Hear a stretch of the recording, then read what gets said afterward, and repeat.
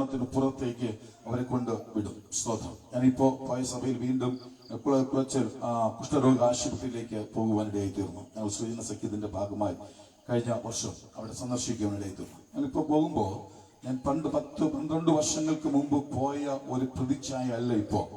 അതിനകത്ത് പല കെട്ടിടങ്ങളും വീണ് തകർന്നു കഴിഞ്ഞു. കുഷ്ഠരോഗ എന്ന രോഗത്തെ ട്രീറ്റ്മെന്റ് ചെയ്യേണ്ട സാധ്യതകൾ കുറഞ്ഞു വന്നുകൊണ്ടിരിക്കുകയാണ്. രോഗികൾ വിരളമായി മാത്രമേ അതിനകത്തുള്ളൂ. ലേഡീസും ജെന്റ്സുമായിട്ട് ഒരു 12-13 പേര് മാത്രമാണ് അതിനകത്ത് കാണുവാനിടയായിരുന്നത്. ആ രോഗം ഇന്നിന്റെ കാലഘട്ടത്ത് വളരെയേറെ കുറവ് വന്നുകൊണ്ടിരിക്കുകയാണ്. സ്തോത്രം. എന്നാൽ അന്ന് യേശുക്രിസ്തുവിന്റെ കാലഘട്ടത്ത് കുഷ്ഠമെന്നത് പറയുന്നത് ഒരു വലിയ രോഗമാണ്. സ്തോത്രം. ഒരു ശപിക്കപ്പെട്ട അനുഭവത്തെ കുറിച്ചാണ് കാണുന്നത്. കുഷ്ഠം ബാധിച്ച മനുഷ്യൻ അവൻ പട്ടണത്തിന് പുറത്താണ്. ഹല്ലേലൂയ. ആ വ്യക്തിയെ ആരും സ്വീകരിക്കുകയില്ല, ആ വ്യക്തിയെ ആരും തൊടുകയില്ല. കുഷ്ഠം ബാധിച്ച വ്യക്തിയെ തൊട്ടാൽ ആ കുഷ്ഠം പകരും എന്നുള്ളത് കൊണ്ട് ആരും കുഷ്ഠം ബാധിച്ച മനുഷ്യനെ തൊടുകയില്ല. നോക്കുക, ഇന്നിന്റെ കാലഘട്ടം നോക്കണം. അന്നിന്റെ കാലവും ഇന്നിന്റെ കാലവും തമ്മിലുള്ള വ്യത്യാസമാണ്. അന്ന് യേശു കർത്താവ് കുഷ്ഠരോഗിയെ തൊട്ടു. ആരും സ്പർശിക്കാത്തവരെ സ്പർശിക്കുന്ന യേശുവിന്റെ സാന്നിധ്യം, ആരും തൊടാത്തതിനെ തൊടുവാൻ യേശുക്രിസ്തു കാട്ടിയതായ മനസ്സ്. ഹല്ലേലൂയ. ഇത് രണ്ടും യേശുക്രിസ്തുവിന്റെ ശ്രേഷ്ഠതയെ വിളിച്ചുണർത്തുമ്പോൾ ഇന്നിന്റെ കാലഘട്ടത്ത് ദൈവവിശ്വാസത്തിൽ നിന്ന് അന്യപ്പെട്ടു പോയ നമ്മുടെ സഭയിലെ കൂട്ടുവിശ്വാസികളെ ഒന്ന് ചേർത്ത് നിർത്തുവാൻ നമുക്ക് മനസ്സുണ്ടോ? നമ്മൾ പുറത്തൊന്നും പോണ്ട.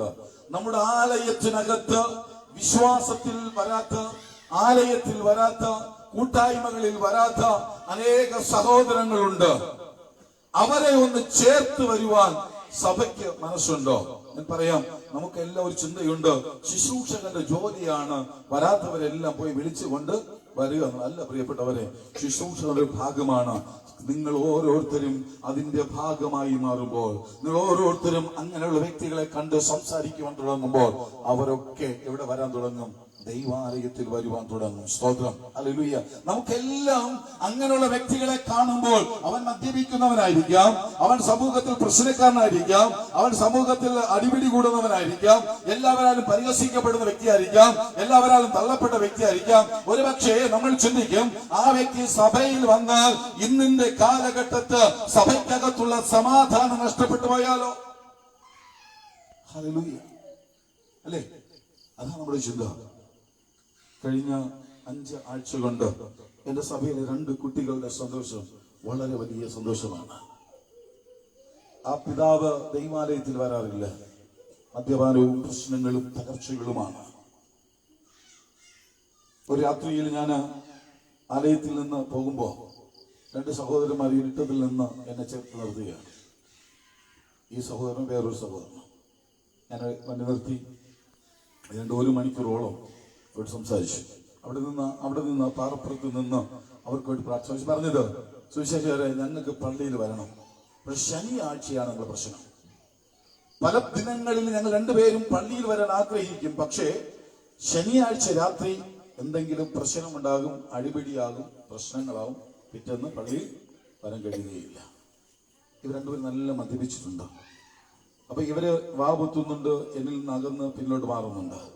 2 പേരെയും തോളിൽ കൈയിട്ട് ചേർത്ത് പിടിച്ചു.